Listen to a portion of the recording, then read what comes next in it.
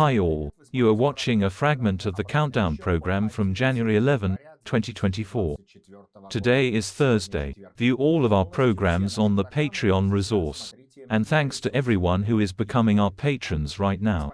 I'll talk about the themes of the postscript later, but now about the most important thing. Vladimir Zelensky continues his political tour of the Baltic countries.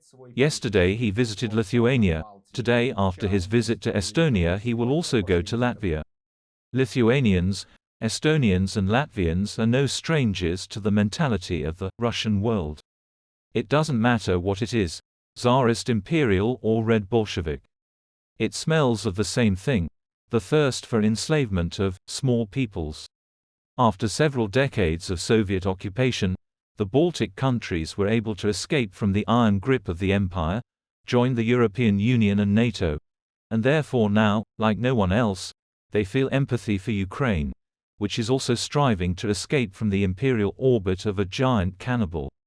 Therefore, Zelensky's words, spoken the day before in Lithuania, sounded relevant for all the Baltic states. We are all unlucky to have such an inadequate neighbor who brings unhappiness and lack of freedom. But we will never again become prisoners of geography and will not allow Russia to destroy either our statehood or yours, because we are together and unite others in order to have sufficient common strength. Zelensky discussed with Lithuanian President Gitanas Nausėda issues of further support for Kyiv in the war with Russia, as well as the integration of Ukraine into NATO and the European Union. Today Zelensky is visiting Estonia and Latvia. Moscow is closely monitoring Kyiv's diplomatic offensive, expecting that the world community will develop a common line of conduct for possible negotiations, although the recent meeting with the Global South was unsuccessful. Now Kyiv experts are breathing unevenly towards Davos, where a discussion of the Ukrainian formula for peace will take place before the start of the World Economic Forum. More than 100 countries were invited. Of course, without Russia, which these days is intensively ironing Ukraine with missiles. Today the racists struck Kharkov again.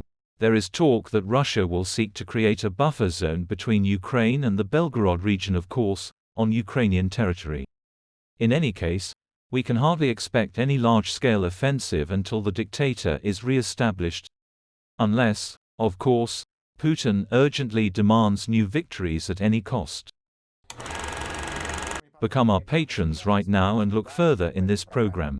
Right before Zelensky's visit to Latvia, the famous Moscow House in Riga became state property. The authorities recognized that it was a breeding ground for racism. The enemy Washington dealt a blow to the boys' wallets. The White House has supported a bill to confiscate $300 billion of Russia's frozen reserves.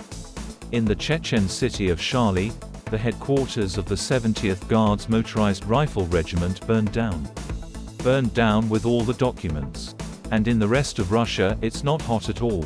Emergency shutdowns of heat and light took place in Novosibirsk, Omsk, Saratov and other cities. While Putin was fingering Chukchi cucumbers, General Moroz was freezing out the cave. Watch in the program, Postscript.